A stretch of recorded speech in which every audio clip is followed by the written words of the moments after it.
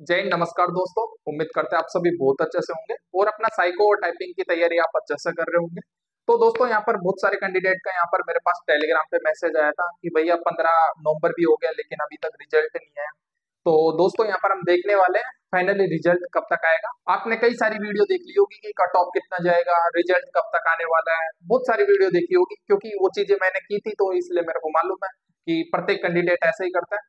तो अब फाइनली हम बात करेंगे कि रिजल्ट तो कब तक आएगा वो तो बाद में देखेंगे, लेकिन कट ऑफ कितना रह सकता है और टाइपिंग वाली जो पोस्ट है उसका कट ऑफ एक्चुअली में ज्यादा रहेगा, कम रहेगा, कैसे रहने वाला है, इन सारी चीजों की हम बात करने वाले हैं। और लास्ट में हम बात करेंगे कि जो हमारा रिजल्ट है वो लगभग आ सकता है, नहीं आ सकता, क्या संभावना है। तो वीडियो में आप अंत तक बने रहिएगा। और यदि आपने अभी तक चैनल को सब्सक्राइब नहीं किया तो प्लीज वीडियो को लाइक कीजिए और चैनल को जरूर से जरूर सब्सक्राइब कीजिएगा, बेल आइकन प्रेस कीजिएगा ताकि फ्यूचर में कोई भी अपडेट हो सबसे पहले आप तक पहुंच सके। और यदि आप टाइपिंग स्पीड की प्रैक्टिस कर रहे हो तो टेलीग्राम चैनल को जरूर से जरूर ज्वाइन कीजिएगा। कल मैंने एक वीडियो डाला था, उसमें हमने बात की थी टाइपिंग स्पीड को लेकर कि टाइपिंग स्पीड आप कैसे इंप्रूवमेंट कर सकते हो, कौन सा सॉफ्टवेयर का आपको यूज करना है और आपका जो इंटरफेस है वो कैसा रहने वाला है, टाइपिंग कीबोर्ड आपको कैसा मिलेगा, सारी चीजों की हमने बात की।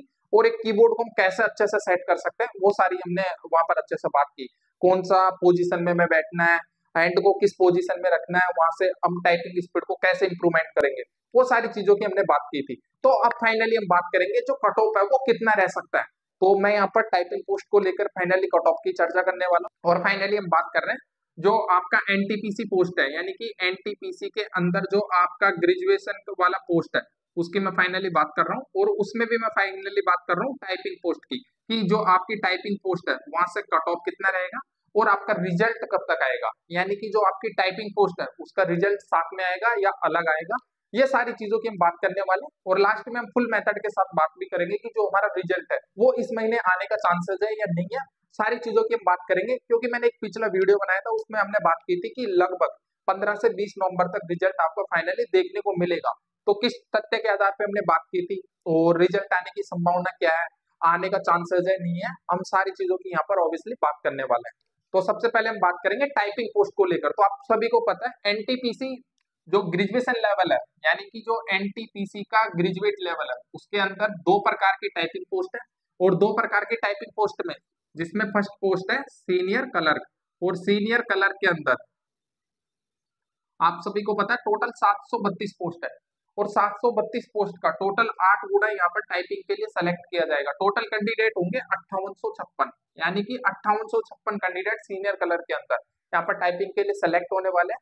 और यदि हम बात करें सेकंड पोस्ट की, सेकंड पोस्ट है वो है जूनियर अकाउंटेंट असिस्टेंट। इसके अंदर टोटल 1507 पोस्ट है। और आप सभी को पता है 1507 पोस्ट का टोटल 8 गुना यहाँ पर रिजल्ट निकाला जाएगा क्योंकि ये दोनों पोस्ट टाइपिंग की है। और यदि इसके अंदर 8 गुना कैंडिडेट का रिजल्ट निकाला जाएगा तो 12,056 टोटल कैंडिडेट होंगे जो टाइपिंग के अंदर यहाँ पर फाइनली सेलेक्ट होने वाले हैं।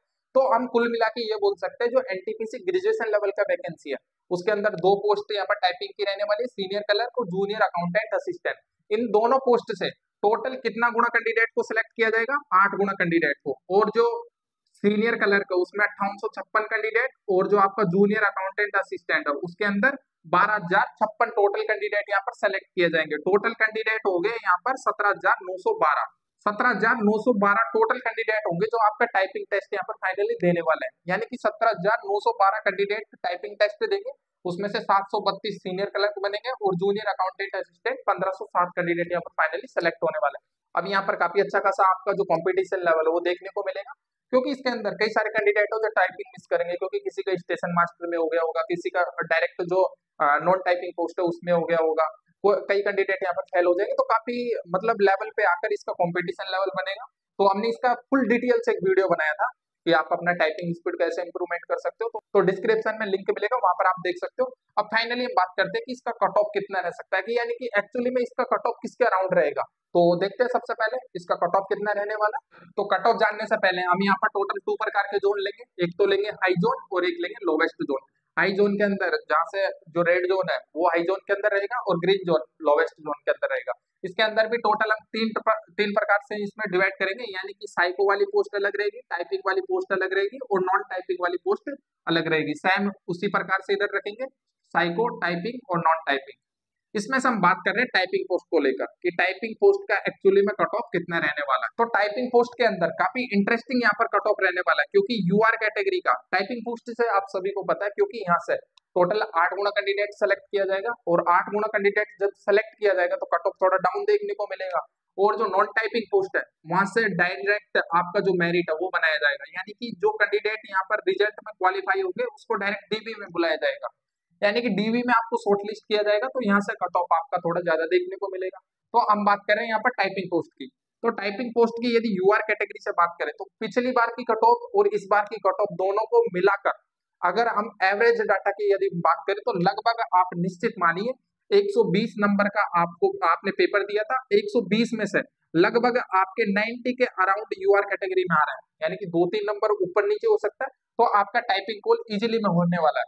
और यदि हम बात करें ईडब्ल्यूएस और ओबीसी की, तो ईडब्ल्यूएस और ओबीसी के अंदर लगभग 87 आप 120 में से मान सकते हो।